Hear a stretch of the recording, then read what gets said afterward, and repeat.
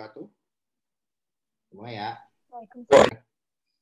Oke, kemarin sama Pak Lutfi sudah sampai mana? Tulis, Pak. Udah selesai ya? Iya, kemarin saya ada ini sempat diskusi panjang juga sama beliau terkait appraisal value ya, appraise value. Oke, nanti saya ada perdebatan seru lah. Dan di sini saya sangat senang sekali ya bisa ngobrol bareng Pak Lutfi, itu jadi suatu kehormatan banget dan bisa saling eyel-eyelan. Saya ngeyel, waduh, dia juga punya pendapat gitu. Tapi alhamdulillah ya, jadi sangat menyenangkan itu. Saya jadi banyak belajar. Oke, kita review dulu ya sejenak ya. Jadi kemarin pada dasarnya ini adalah materi di pertemuan kita ya, ada ini ya, mencakup ekuitas itu ada dua ya, ekuitas di bab 15 itu pada dasarnya kita ingin membahas mengenai saham ya, saham, kemudian juga bahas mengenai dividen ya, karena saham erat kaitannya dengan dividen. Kalian udah dapat tanggal kan belum? Siap. Mohon Pak, boleh minta akses rekornya Pak? Oh boleh. Kami juga. Co-host lottery call. Oke, saya make. Terima kasih Pak.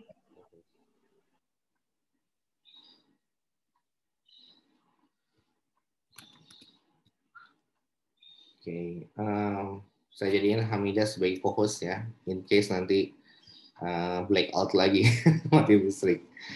Baik, jadi oke ya, kita review ya. Jadi konsep dasar di chapter 15 ini kita akan belajar tentang konsep dasar perseroan ya, bahwa yang akan kita bahas tentang saham hanya milik perseroan terbatas ya. Jadi kalau untuk perusahaan pribadi dan persekutuan itu tidak. Kita review dulu ya. Kita review. Oh my god, udah jam 8. Oke, barangkali sekitar 15 sampai 30 menit kita review pemanasan dulu ya. Terus kemudian kita coba latihan soal ya. Mudah-mudahan bisa berhasil ya. Saya nggak ingin ngomong dulu sebelum sebelum ini berhasil. Nanti setelah ini ada metode baru yang ingin saya terapkan. Nah, setelah mudah-mudahan itu berhasil, ya kita coba, nggak ada salahnya kita coba terapkan lagi gitu ya. Nah, makanya nanti akan saya kasih tahu metode baru seperti apa gitu ya. Mudah-mudahan bisa enjoyable lah gitu buat kalian dan buat saya juga. Oke, jadi kita review dulu ya untuk pemanasan dulu. Sebelum kita masuk latihan soal kan perlu dipanasin dulu tuh mesin ya. Nah, kalau udah mulai panas nanti tambah panas gitu. Nah, kalau udah panas nanti perlu didinginin gitu ya, didinginin. Nah, oke. Jadi pada dasarnya siapa yang main saham di sini? Siapa yang main saham? Ada yang main saham di sini? Ngacung coba. Siapa yang main saham? Hamidah main saham, Hamidah? Enggak Pak. Taufik main saham, Taufik? Ada sih Pak, tapi udah lama nggak dibuka. Oh gitu. Apa ini ya emitennya? Emitennya kebanyakan blue chip sih Pak, soalnya kan saya nggak stay ngelihat apanya itu. Yang penting dibeli investasi gitu ya, jangka panjang ya. Soalnya kan ya kuliah ini sih Pak. Siap. Danis gimana Danis? Sempat main tapi Desember udah keluar dari pasar Pak, karena kan harganya sekarang udah turun ya Pak. Iya benar, harganya turun ya. Mantap. Kemudian Eko gimana Eko? Ikutan juga nabung saham? Udah enggak Pak. Udah kemas Pak. Dulu berarti iya dong. Dulu berarti iya ya kok ya? Gimana Pak? Dulu berarti iya dong. Iya Pak, cuma bentar sih Pak. Oh gitu. Kenapa? Udah nggak kapok? Gara-gara corona ini sih Pak, terus pindah ke emas. Gara-gara corona harganya terkoreksi jatuh banget ya? Iya Pak. Oke. Kemudian siapa lagi ya? Mas Ayu. Mas Ayu gimana Mas Ayu? Main juga? Suami mungkin main saham? Enggak Pak. Oh enggak. Cewek nih saya tanya lagi. Kalau cowok biasanya iya gitu ya. Tapi di kelas-kelas saya sebelumnya justru cewek yang mainnya banyaknya. Ampun dah. Anak-anak reguler tuh. Kalau siapa ya?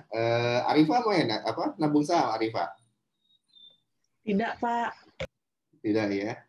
Kemudian saya tanya lagi, Andre main Andre? Siapa main, Pak? Enggak, Main. main. Di apa sahamnya? Blue Chips? Blue chip 1 sama yang lain 2 sih, Pak.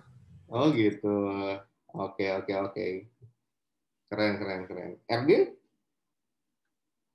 Ketua kelas. Siap main, Pak. Hah? Main, Pak. Di apa Blue Chips? Iya, Pak. Udah lama itunya, nabungnya? Udah ada setahun lebih. Wih, luar biasa. Jadi beli pas pandemi ya? Pas lagi Iya, diskon? sebelumnya, Pak. Oh, sebelum Sebelum pandemi ya? pandemi, Pak. Oh, oke. Masih tetap di satu saham itu sebagai investasi atau sempat trading sedikit juga? Sempat trading, Pak. Tapi sekarang masih ada yang bukan blue chip, tapi lagi merah, Pak. Wih, luar biasa ya. Ini kita kayak bahas sama aja deh, lebih menarik daripada akuntansi. Lebih menghasilkan maksudnya. Kalau siapa nih yang cewek ya? Favorisa? Panggilnya apa sih? Risa bukan? Iya Pak, Risa Pak. Nggak main Pak, baru download aplikasinya aja. Baru download. Apa? iPod atau Mirai? iPod. Wih, sama dong. Kalau Erwin di mana? Di iPod atau di mana? Saya di Mirai, Pak. Waduh, Mirai minimal 10 juta tuh. Iya. Betul, Pak. Oke. Oke, nah berbicara tentang chapter ekuitas, nggak akan lepas dari saham, ya, saham. Ada yang tahu nggak jadi istilahnya itu, jadi saham portopel dan sebagainya gitu. Nah, kita akan sedikit singgung lah ya. Nah, pada dasarnya kita berbicara tentang saham itu kita harus tunduk kepada undang-undang perseroan terbatas ya, terutama di Cipta Kerja ya, Omnibus Law. Ya, Omnibus Law ini kan semua undang-undang jadi satu gitu, termasuk undang-undang KUP juga kalau tidak salah ya. KUP itu apa sih? Saya lupa deh. Kemudian ini mengatur juga di Undang-Undang 40 2007 ya. Jadi 40 2007 itu tentang perseroan terbatas. Nah, intinya adalah ketika kita mau menerbitkan saham ada dua ya, ada yang listing di BEI yaitu perusahaan publik berarti ya, dan ada yang perusahaan privat. Perusahaan privat itu tidak listing di BEI, tapi ketika dia bentuknya PT, maka dia modalnya itu terbagi atas saham. Tetap ada saham-sahamnya gitu ya. Modal dasar dan sebagainya gitu ya. Nah, pada dasarnya seperti itu. Jadi, nah ini pada dasarnya apa yang dimaksud dengan saham itu terbagi menjadi 3 hierarki ya, 3. Berapa nih? 1, 2, 3, 4 ya. Nah, ada sekitar 4 hierarki ya. Ada yang authorized. Nah, jadi ketika kita mau bikin per PT gitu ya, nanti kalian siapa tahu gitu ya. Kalau di kelas kalian itu langsung bilang, "Pak, saya pengen resign." Waduh. Jelas-jelas jadi kuliah itu bahasnya itu tentang bisnis gitu ya, tapi ya nggak apa-apa lah. Akuntansi, kemudian bisnis, kemudian akuntansi lagi, terus kadang ini jadi ya, loncat-loncat gitu ya kalau pembahasan dengan saya. Akhirnya jadi lumayan, tapi tetap tersampaikan lah. RPS tetap kita bahas RPS ya. Nah, pada dasarnya ketika kalian mau mendirikan suatu perusahaan ya, maka kamu harus datang ke notaris kan? Iya dong, harus datang ke notaris ya. Nah, nanti ada yang namanya akte pendirian ya. Nah, akte pendirian itu nanti di dalamnya tercantum tuh berapa modal dasarnya. Modal dasar itu nanti dinyatakan dalam bentuk lembar saham.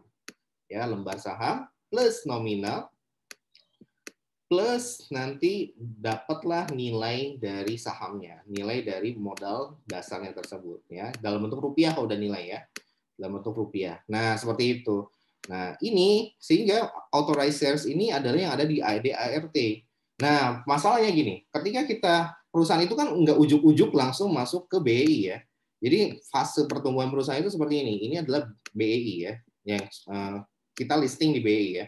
Ketika di BEI maka semua perusahaan harus menggunakan PSAK ya. Nah, kalau jadi PSAK yang kita pelajari di Kieso sama Bung Pak Lutfi dari mulai AKM 1 sampai AKM 2 itu adalah PSAK ya.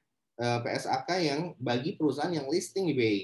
Dari mulai PSAK 1 sampai 73 semua PSAK itu digunakan untuk penyusunan laporan keuangan emiten. Ya, emiten itu adalah perusahaan yang listing, yang publik ya. Nah, bagaimana kalau yang tidak di BEI, yang tidak publik itu namanya perusahaan privat. Nah, perusahaan privat ini menggunakan PSAK juga, tapi tidak full. Rangkuman dari ke 73 PSAK tadi. Yaitu apa? PSAK etap, entitas tanpa akuntabilitas publik. Ya. Nah, jadi kalau di BI ini namanya perusahaan publik 73 PSAK. Nah, kalau yang perusahaan privat, gimana Pak? Nah, ada PSAK-nya, tetapi hanya satu, yaitu PSAK etap saja. Dan PSAK etap isinya adalah semua rangkuman dari PSAK 1 sampai PSAK 73 gitu ya. Mininya lah gitu, ikhtisarnya gitu. Jadi PSAK 1 sampai 73. Nah, ini semuanya dituangkan di dalam PSAK etap ya, tapi rangkuman ya. Jadi hanya bersifat tidak detail gitu.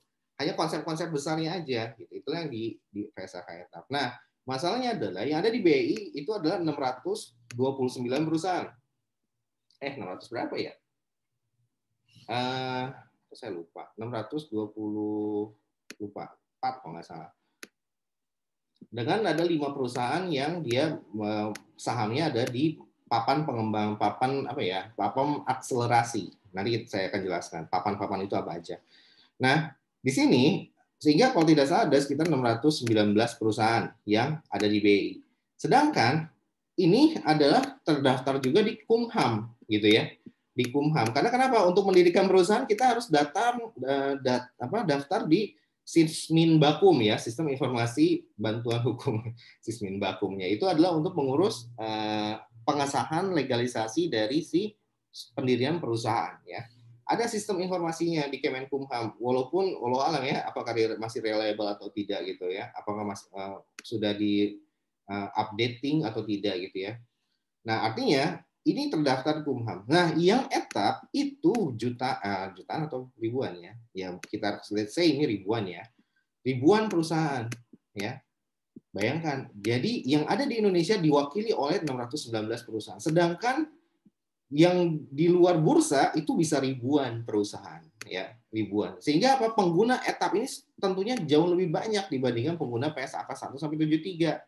Nah, tetapi ada tetapinya. Tetapinya adalah yang perlu dipahami bahwa kalau kita lihat dari market cap-nya, market capitalization-nya gitu ya, bahwa yang 619 perusahaan ini itu urutan orang terkaya 1, 2 sampai berapa? Sampai 10 orang terkaya di Indonesia.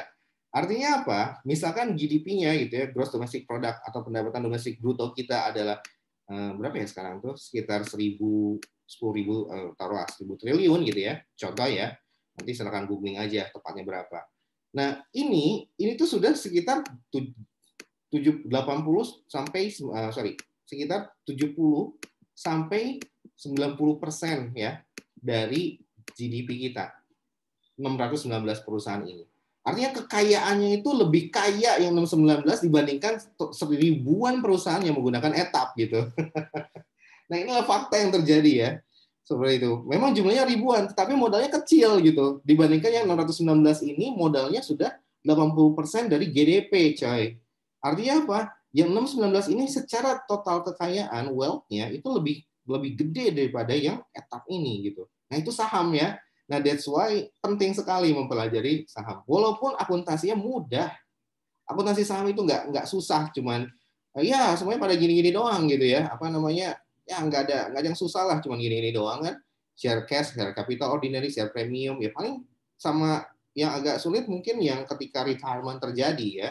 Itu pun harus yang mana ya retirement? Yang mana ini? Atau treasury shares gitu ya.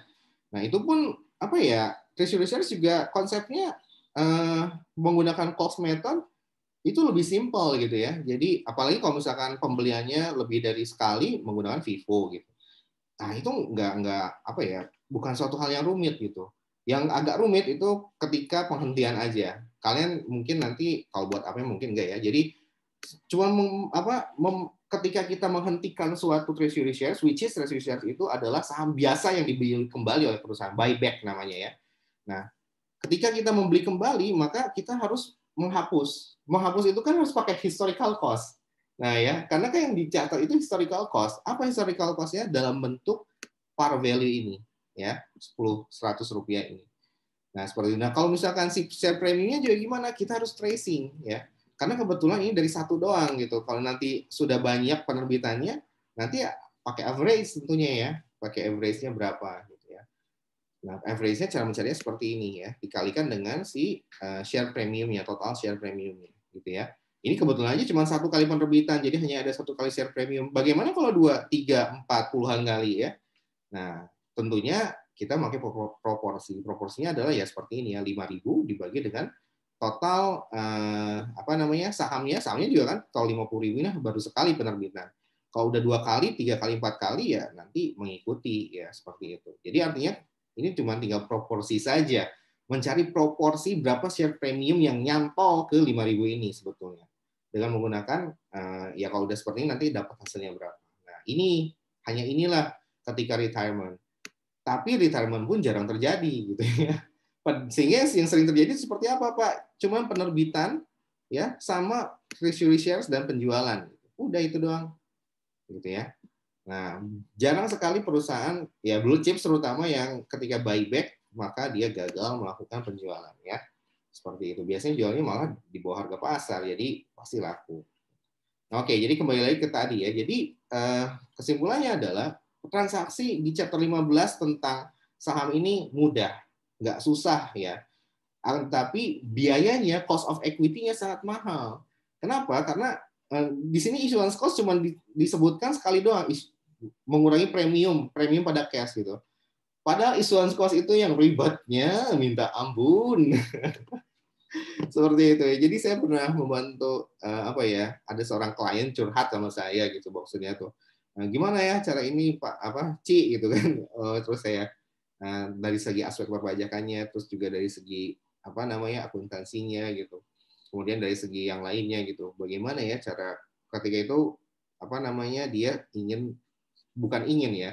Malah sekarang udah perusahaannya sudah listing di BI. Nah, ketika itu dia cari info gimana caranya agar bisa listing di BI gitu ya. Nanya kemudian ya akhirnya kita coba arahkan gitu. Kemudian juga saya cuma sekedar diskusi ya. Eksekusi selanjutnya dilakukan oleh teman saya tersebut ya. Akhirnya singkat cerita ternyata mafianya coy, ampun-ampunan deh. Jadi sangat ya gitu ya, kenyataan orang Indonesia ya, kenyataan bisnis di Indonesia ya penuh dengan mafia ya, seperti itu. Jadi agak sulit bagi negara kita untuk berkembang. Ya mau gimana lagi, sudah ya. Oke, jadi sekarang kita akan lanjutkan. Nah, ini adalah authorized share, jadi modal dasar. Kalau issued share itu namanya modal ditempatkan dan disetor. Nah, ini semua adalah istilah yang ada di Undang-Undang Omnibus Law ya. Undang-Undang 11 tahun 2021 atau di Undang-Undang nomor 40 tahun 2007 ya. Nah, ini adalah istilah ya. Dan istilah ini dipakai juga di PSAK. PSAK itu mengutip istilah dari undang-undangnya tentang perseroan terbatas. Nah, sehingga kalau kita bahasa Inggris kan, ya mungkin padanan katanya seperti ini ya. Jadi authorized shares itu modal dasar, issued shares adalah modal ditempatkan dan disetor. Padahal secara hakikat ini berbeda ya. Jadi urutannya itu kita adalah seperti ini, dari modal dasar dulu gitu ya, baru nanti ditempatkan ya. Misalkan modal dasarnya adalah 10 juta gitu ya, 10 juta. Nah, kemudian MD-nya barulah nanti ditempatkan ya. Modal yang ditempatkan itu berapa? Misalkan gitu.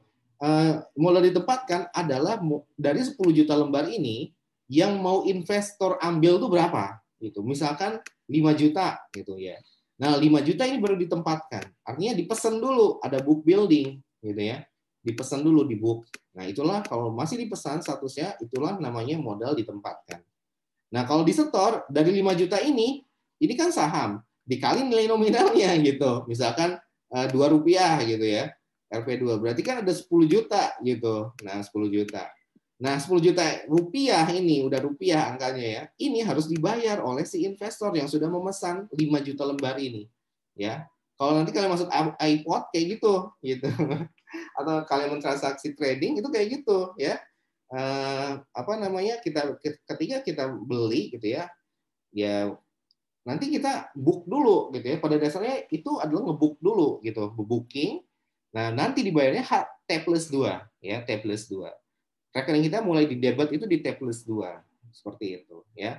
Begitu juga dengan jual ya. Kemarin saya baru jual ICBP, ada yang tahu ICBP, Indofood, CBP Sukses Makmur, iya. Eh, lagi diskon, silakan kalau mau ngecek gitu ya. Tapi sekarang udah naik sih, diskonnya sekitar sebulan yang lalu bisa sampai di bawah banget ya. Selama pandemi itu bahkan sebulan yang lalu itu level yang paling bawah, lebih bawah lagi dari tahun yang kemarin. Nah, alhamdulillah udah dijual. Nah, ketika dijual biasanya tuh saya beli lagi gitu ya, beli lagi kemana ya? Jadi saya saham yang invest di saham yang syariah ya, yang ada label itunya, walaupun kalau dipertanyakan apakah itu ya wallahualam gitu. Yang penting saya percaya aja gitu. Nah, karena niatnya memang investasi, tapi kalau misalkan terlalu jatuh ya mungkin dilihat gitu ya. Tapi kalau blue chips kan selalu bounce back ke atas gitu ya. Nah, kebetulan lagi butuh modal gitu, akhirnya ya salah satu saham saya jual gitu. Nah, ketika apa namanya, karena emang lagi BU ya, lagi BU. Kok jadi curhat nih?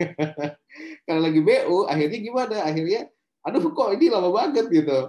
Akhirnya saya teleponin tuh iPod-nya, ini gimana, cepetan masukin. Apa saya uangnya kok belum cari-cari? Iya Pak, sabar, T plus 2 Pak. Iya kayak gitu. Jadi saya beli jual di Jumat, baru masuk itu lumayan ya, kalau hari kerja kan hari Selasa. Tapi saya menunggunya dari mulai Sabtu, Minggu, Senin, Selasa, 4 hari coy. Jadi kalau butuh duit jangan jual saham di hari Jumat gitu. Saya lupa gitu ya waktu itu. Oh iya, hari Jumat gitu. Ya karena mungkin harga lagi bagus jadi dijual.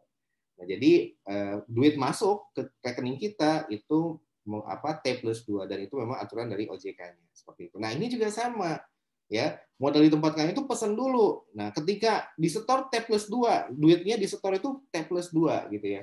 Nah, ketika sudah disetor, maka kita sah menjadi suatu issued shares ya. Modal yang ditempatkan dan disetor. Nah, kalau sudah ditempatkan, bisa nggak kita withdraw? Bisa, gitu ya. Jadi tempatkan aja, nggak dibayar-bayar. Gitu. Nah, jadi untuk bisa mendapatkan status modal ditempatkan dan disetor, lu harus pesan dan kalian harus bayar juga duit utang kalian gitu ya, utang saham kalian gitu. Nah, seperti itu ya. Nah, kalau outstanding shares itu treasury shares akan mengurangi outstanding shares. Nah, maksudnya apa?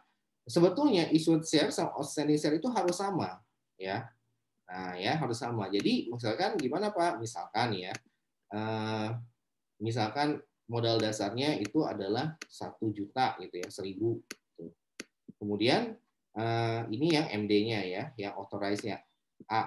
Kemudian yang issued-nya berapa? Yang issued-nya adalah misalkan 500 gitu ya. Nah, ini issued and outstanding ya. 500 ini yang ditempatkan dan disetor. Artinya apa? Yang dibayar oleh investor adalah 500 gitu ya. Oleh investor, bukan perusahaan. Perusahaan bukan investor, perusahaan adalah perusahaan. Investor itu adalah orang yang memiliki saham di perusahaan kita gitu ya. Nah, ketika ada treasury shares, maka ini akan mengurangi nilai outstanding. Misalkan let's say 50 gitu ya. Atau 100 deh biar bulat.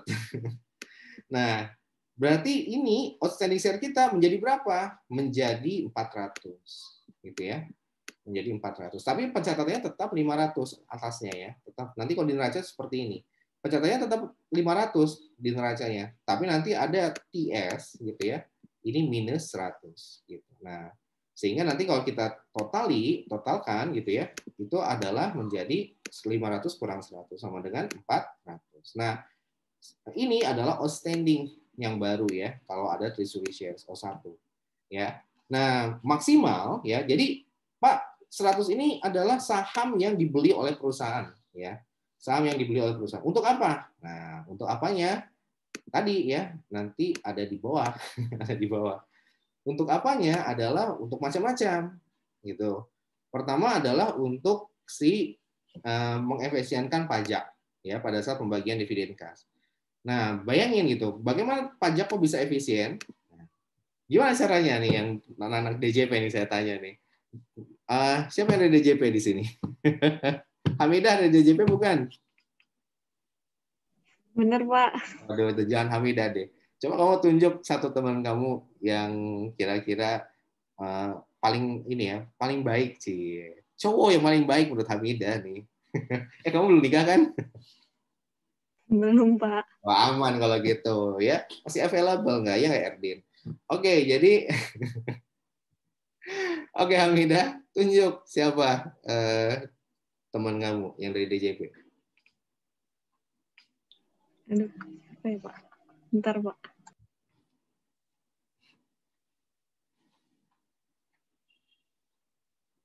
Karena kemarin baru sampai absen 2, kayaknya absen 3 aja deh Pak. Ya udah, absen 3. Siapa absen 3? Saya, Pak. Oh, Mas Andi ya. Oke, silakan Bang Andi. Maksudnya mengefisienkan pajak ini gimana nih kemarin? Pak Lutfi jelasinnya gimana? Lestari sih, Pak. Atau mungkin logikanya aja. Kenapa dengan kita membeli treasury shares gitu ya, itu bisa dikatakan mengefisienkan pajak pada saat pembagian dividen kas? Efisien itu kan Gimana? efisien pajak maksudnya mungkin untuk menghitung alokasinya supaya menutupi biaya pajak yang keluar gitu, Pak. Betul sekali ya. Jadi bagi perusahaan sendiri akan menutup mengurangi biaya administrasinya ya, seperti yang Mas Andi sebutkan tadi ya, seperti itu. Nah, artinya gimana? Nah, kalau saya sih melihatnya ini nggak apa-apa ya, saya ajak bermain, karena kan kalian pajak ya, nggak apa-apa dong kita sedikit pajak ya. Oke, jadi ini kok nggak bisa nih. Oh, ya udah. Pajak apa yang berkaitan dengan dividen? Ini adalah PPh 23 ya. PPh 23. Nah, kemudian dari PPh 23 ini tentunya adalah 15% ya, karena baju di toko ya. Budiroh baju di toko mah kol-kolah deh. Budiroh saja, bunga dividen royalti ya, itu 15%. Yang sewa dan jasanya itu 2% kan. Nah, dari sini artinya kalau dia harus memungut PPh membayar dividen, udah gitu kita harus melakukan pemotongan. Pemotongan itu adalah perusahaan yang membayarkan dividen. Sehingga ketika orang yang menerima dividen atau pihak yang menerima dividen udah net ya, dipotong pajak, dipotong PPh 23. Berarti si perusahaan selaku pemotong, PT selaku pemotong gitu ya, wajib pajak pemotong wajib pemotong. Sebagai pemotong withholder gitu. Maka dia harus bikin yang namanya bukti potong ya, bupotnya. Kemudian harus bikin apa lagi? Harus bikin setorannya ya, SSP-nya. Sekarang udah pakai e-billing ya. Kemudian udah gitu harus bikin apa? Setiap bulan dia harus bikin SPT masa, ya kan? SPT masa, SPM ya, SPT masa PPh pasal 23 ya. Dan ini dibayar tanggal 10 bulan berikutnya. Kemudian ini dilaporkan tanggal 20 bulan berikutnya untuk SPT masa ya, PPh 23. Nah, artinya bayangin ada berapa investor kalau dia sudah listing ya, masyarakat itu tuh banyak pol-polan ya yang investor retail ya, ketika kasih dividen gitu ya. Dan ingat ya, dividen itu kalau dia orang pribadi berarti tidak menggunakan PPh 23, dia menggunakan PPh 4 ayat 2 ya. PPh 4 ayat 2 ya, PPh final 10% ya untuk orang pribadi. Ya, nah di sini dia harus bikin juga SPT masa PPh 22 SPM-nya ya. Nah, kemudian bayangkan ini kan ribet banget loh. Ada dua-dua, berarti kita harus milah-milah mana yang orang pribadi yang akan dapat dividen. Kemudian kalau 23 mana yang dia itu perusahaan, ya kan? Yang akan dapat 23. Nah, dari sini yang 23 sendiri itu nanti dipilah-pilah lagi. Mana yang kepemilikannya 25% ke atas, mana yang di bawah 25% gitu ya. Mana yang 25% ke atas. Nah, yang 20% ke atas ini adalah PT-nya ya, yang memiliki kepemilikan di saham, proporsi saham di PT perusahaan yang membagikan dividen, let's say PT A gitu ya. Nah, ini kita harus harus inventarisir gitulah. Gitu. Jadi yang di atas 20% kan cuma dikit, hanya perusahaan gede aja. Nah, nanti yang di atas 25% ini tidak kena pajak karena dia masuk ke 4 ayat 3 Undang-Undang PPh, ya kan? Ini non OP. 4 ayat 3 pasal huruf D. Huruf D. Kok nggak salah loh. Atau huruf F, saya lupa. Nah, baru yang di bawah 25% ini sama dengannya. Itu yang kita potong dengan PPh 23 gitu ya. Nah, yang masalahnya adalah yang ini yang paling banyak ya nggak sih? Termasuk investor retail kayak kita gitu. Bayangin ada berapa banyak bukti potong yang harus dibikin dan ada berapa banyak nanti nomor bukti potong yang harus diinput ke dalam SPT-nya, gitu ya. Dengan ada treasury shares, pertanyaan kok bisa mengefisienkan, Pak? Namanya efisien itu adalah berkaitan dengan input dan output, gitu ya. Nah, inputnya apa? Inputnya adalah dividen. Outputnya apa? Outputnya adalah SPT gitu ya. Seperti itu ya. Sehingga apa? Kita harus meminimalisir input agar dengan output yang tetap, itu efisien. Atau kita menaikkan output dengan input yang tetap, itu efisien, gitu ya. Seperti itu. Kalau menaikkan output, oh iya benar, efisien juga ya, menaikkan output ya. Nah, seperti itu. Pilihannya ada dua itu, nggak bisa ini naik, inputnya diturunin, outputnya dinaikin, nggak bisa kayak gitu. Itu nggak pernah terjadi, gitu ya. Nah, seperti itu. Nah, bagaimana caranya agar ini efisien ya? Dengan treasury shares, gitu ya, dengan treasury shares. Sehingga apa? Dengan adanya treasury shares ini, pada dasarnya dia akan menaikkan proporsi dari si pemegang saham, gitu ya. Sehingga apa?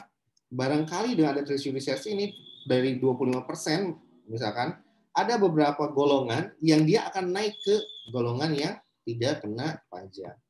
Sehingga apa? Akan mengurangi jumlah dividen yang menjadi objek pajak, gitu ya. Akan mengurangi juga jumlah dividen, jumlah administrasi segala tetek bengek ini, gitu ya, segala tetek bengek ini, ya, yang harus dibikin oleh perusahaan sehingga tercapailah inputnya diturunkan, ya, seperti itu, ya. Nah, jadi itulah yang dimaksud dan efisien ya. Pada dasarnya sih jauhnya seperti itu ya. Kemudian juga dengan treasury shares karena jumlah saham beredarnya menjadi kecil, otomatis EPS-nya naik dong, ya dong.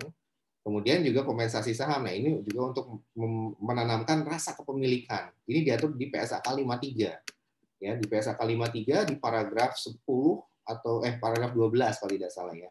Kebetulan saya habis baca kemarin, tenang aja ya, bukan saya hafal, tenang aja.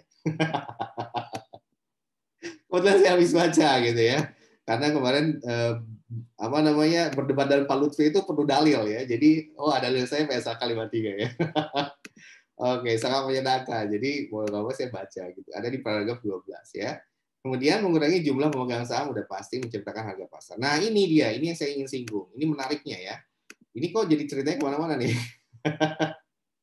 Oke, kalian perlu tahu ya, kemarin Pak Lutfi sudah dijelaskan tentang teorinya. Nah, kalau saya ingin memberikan selain review gitu ya, saya ingin memberikan insight juga yang bisa kalian dapatkan dari chapter 15 ya. Menariknya adalah di sini, ketika kita berbicara mengenai bursa efek, gitu ya, mengenai saham, chapter 15, maka kita tidak akan pernah bisa lepas dari namanya situs IDX, ya, Indonesian Stock Exchange. Nah, dari sini, di sini kita bisa mencari tahu gitu ya berbagai macam bentukan. Nah, kalau saya biasanya kalau terkait dengan chapter ini ke anak-anak saya bisa menjelaskan seperti ini bahwa kalian perlu tahu di sini ada banyak investor. Nah, ada baru EIPO ya. Nah, ini udah saya buka sih sebetulnya. Nah, jadi ada yang namanya kaitan antara si chapter 15 dengan dunia nyata ada di sini gitu ya. Jadi bagaimana sih Pak? Kok kayaknya masih ngawang-ngawang gitu.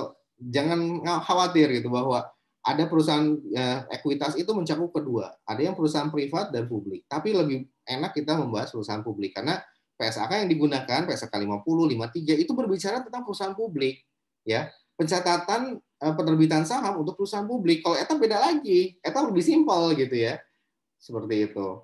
Nah, jadi yang sedang kita bahas di buku Pak Lutfi dan di Kieso itu adalah tentang perusahaan publik. Sehingga kalian mesti tahu, gitu ya, kalau perusahaan publik harus familiar dengan situs ini, gitu ya. Nah, di sini kita lihat nih ya. Biaya penerbitan saham itu sangat mahal dan sangat ribet dan sangat gila pokoknya ya. Nah, dan bisa juga tidak sukses gitu. Seperti ini nih, Bank Fama ini dia gagal ya, dibatalkan initial public offering-nya. Kenapa bisa dibatalkan? Karena ketika kalian mau mendaftarkan perusahaan kalian di bursa, maka ada tahapan-tahapan. Pre-efektif ini ceritanya administrasi dulu gitu ya, masukin syarat-syarat administrasi. baru ada book building. Ya. Book building itu apa? Book building itu setelah administrasi lolos, kalian diizinkan oleh BI. Ini kebetulan saya bantu klien sih, bantu klien. Gaya banget ya. Saya udah punya klien, tapi iya sih klien yang gratis. Karena teman sendiri gitu. Bahkan bukan teman sendiri, saudara sendiri gitu. Jadi udahlah gitu. Nah, jadi dan ini kita ketika menyiapkan syarat-syarat berkas yang masuk ke Bursa Efek itu banyak, banyaknya minta ampun gitu loh, Surya tuh. Ada laporan prospektus itu ringkasan mengenai kurikulum vitae-nya perusahaan gitu. Jadi profil perusahaan itu dalam prospektus, terutama bagi keuangannya dan sebagainya. Nah, intinya selain juga harus menyiapkan laporan keuangan yang sudah diaudit oleh akuntan publik. Wah, biayanya mahal. Banyak biaya yang dikeluarkan dalam rangka menyiapkan berkas untuk listing BI. Nah, tetapi begitu udah listing, jadi pamornya naik. Dan itu terasa sekali. Terasa sekali bahwa semua citra dia, brand dia naik gitu ya. Ketika apapun itu kayak mudah gitu loh, orang jadi trust gitu. Nah itu yang memang tacit tacit capital ya, atau tacit benefit. Saya menyebutnya tacit benefit. Jadi keuntungan yang nggak nampak gitu sebetulnya, tapi itu dirasakan oleh si manajemen perusahaan. Mulai dikenal, ketika promo juga udah mulai dikenal dan sebagainya, apalagi dengan bawa brand listing di BI, orang makin percaya gitu ya. Nah jadi branding, it's all about branding pada ujung-ujungnya ya. Nah, makanya mereka mau menempuh biaya mahal itu agar perusahaannya semakin kuat brandnya dan sales-nya akan meningkat. Nah, itu doang sih sebetulnya. Dan itu it really works. Betul-betul sangat sangat berhasil gitu ya bagi perusahaan klien saya tadi. Nah, ada namanya periode book building. Book building itu periode 2 minggu dikasih maksimal. Untuk apa? Untuk menjual saham dia. Maksudnya menjual gimana? Memesan. Tadi modal ditempatkan, gitu ya. Jadi dipesan dulu. Kira-kira ada berapa banyak yang mau mesan, gitu ya. Nah, begitu penawaran initial public offering baru betul-betul dibuka. Nah, pesanan tadi ada yang di drop, ada yang tetap dibeli, gitu. Nah, jadi makanya susahnya di situ, gitu ya, triknya. Ketika book building banyak nih yang mesen. Ketika initial public offering atau penawaran pada tiarap semua, aduh udah deh nggak jadi gitu. Nah susahnya adalah OJK mensyaratkan hal yang sangat gila pokoknya, yaitu apa?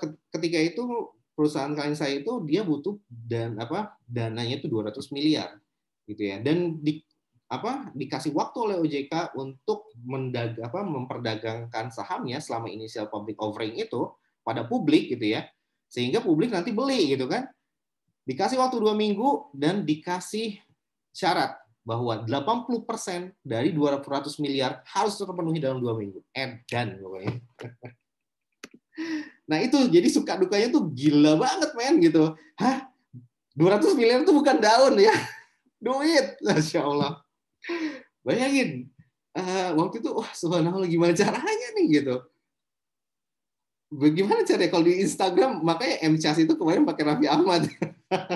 Jadi saya paham juga, ya bisa jadi kayak gitu sih, gitu kan influencer meningkatkan trust kepada meningkatkan public trust ya, sehingga orang jadi tahu tentang MCAS dan orang akhirnya invest beli saham dia gitu. Ya itu strategi yang bagus juga sih, walaupun menipu gitu ya. Ya akhirnya ya kenapa? Karena memaksa gitu ya, mau nggak mau terjebak dengan situasi ya, kepepet, udah mau butuh duit, ternyata syaratnya masih panjang gitu. Nah mau tidak mau meng-hire influencer untuk ya menggoreng saham ya, untuk seperti itu. Nah jadi agar orang pada mau beli sahamnya dia. Nah bayangin 200 miliar dalam waktu 2 minggu. Kalau pinjam ke bank mungkin bisa langsung beres gitu ya. Ya mungkin dapat sepertiganya gitu, sekitar ya 190 miliaran ya.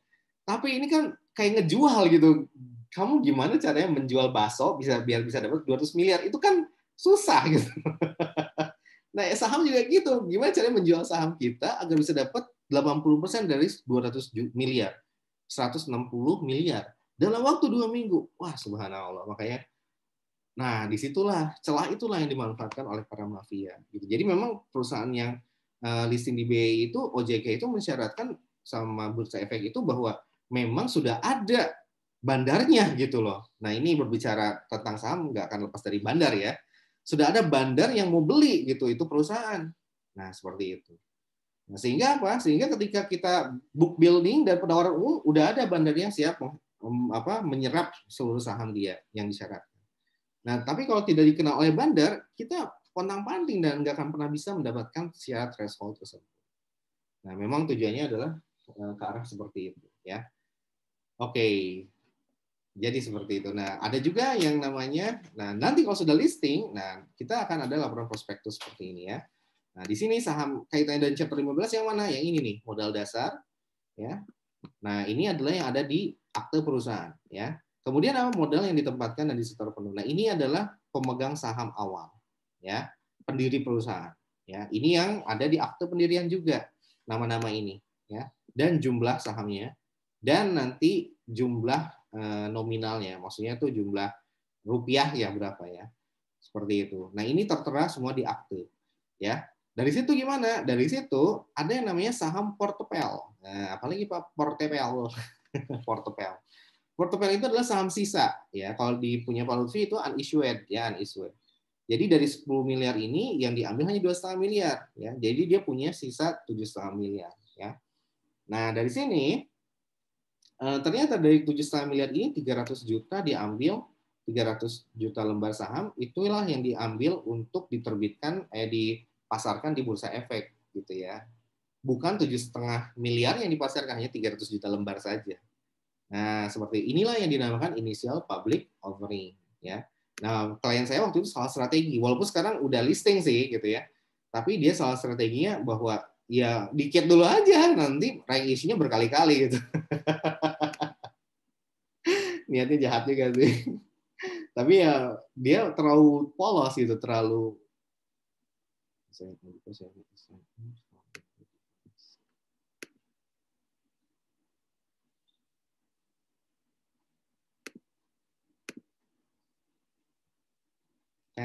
1, 2, 3 kenapa ya tiba-tiba saya berubah ya? Oh, udah. Oh iya. Halo. Halo. Mana ya? Oh. Tunggu bentar. Kenapa tiba-tiba jadi nggak ada? Oke, bentar ya. Oke deh, udah gini aja. Nah, oke ya. Sorry, agak sedikit terputus. Nah, ini yang dimaksud dengan, jadi gini, tadi saham portfolio ya. Jadi ketika kita mau memasarkan di BEI, kita ambil dari yang modal dasar ini, ya, modal dasar ini, ya. Nah, 7,5 ini diambil 300 jutanya untuk dipasarkan ke bursa efek. Nah, dari sini, dari 300 juta ini, tentunya saham yang tadinya pemegang saham mayoritas, yaitu Jati Simina ini ya, Nyonya, ya, menjadi 49% turun ketika dia ada initial public offering sebesar 300 juta lembar saham. Ya. Turun tuh ininya porsi kepemilikan dia, persentase kepemilikan dia. Nah, makanya di sini ditawarkanlah untuk preemptive right gitu, untuk hak mendahului, hak pemesan efek terlebih dahulu, HEMT itu. Bagi siapa? Bagi si ke-6 nyonya ini, ke-6 nyonya dan tuan ini ya, para pendiri perusahaan U5 ya. Untuk membeli dari 300 juta lembar saham ini, kamu mau beli berapa biji gitu, mau beli berapa lembar. Nah, besok kalian di booking dulu buat kalian, baru sisanya nanti ke masyarakat. Nah, biasanya, ini strategi yang dipakai. Jadi biasanya karena si BEI itu mensyaratkan dari 600 juta nih ya, mensyaratkan 80%-nya itu harus harus sudah terjual gitu, harus artinya 80% dari 300 juta lembar, bukan dari 600 juta ya, maaf ya. Karena nanti yang akan membentuk harga ya si marketnya pada saat initial public offering ya. 600 juta ini kan nilai nominal, nanti begitu dijual itu pokoknya 80% dari 300 juta itu harus dilunasi. Nah, kita waktu itu bikin ancer-ancer market value-nya kira-kira berapa nih, bakal berapa. Nah, makanya waktu itu keluarlah angka 200 miliar gitu ya. Nah, dan itu langsung di state, dikirimkan resmi ke BEI bahwa dia perlu 200 miliar, rencananya akan mendapatkan 200 miliar. Dan dikunci oleh Bursa Efek dan OJK, 80% harus dilunasi dalam waktu 2 minggu. Nah, seperti itu. Nah, terjebaklah akhirnya. Nah, biasanya si pemegang saham inilah yang menalangi dulu biasanya ya. Biasanya inilah yang menjadi bandarnya gitu. Bandar dari 300 juta ini 80% dibeli oleh keenam ini biasanya. Nah, barulah nanti ketika sudah listing, baru nanti dijual tipis-tipis gitu buat mengerek harga ya. Udah, ini bukan pelajaran akuntansi jadinya ya. Baik, seperti itu ya. Nah, kemudian kesimpulannya adalah jadi treasury shares itu sebetulnya untuk strategic planning-nya si perusahaan ya. Seperti itu. Nah, di sini langsung aja ya karena saya akan membahas soal yaitu soal yang 13.3 ya. Dan 13.3 itu berkaitan dengan yang mana? Dan 13.3 itu berkaitan dengan yang dengan yang penerbitan saham ya dan dengan yang poin ini. Oke, nanti kita lihat ya. Mana ya? Rasanya saya udah siapin nih.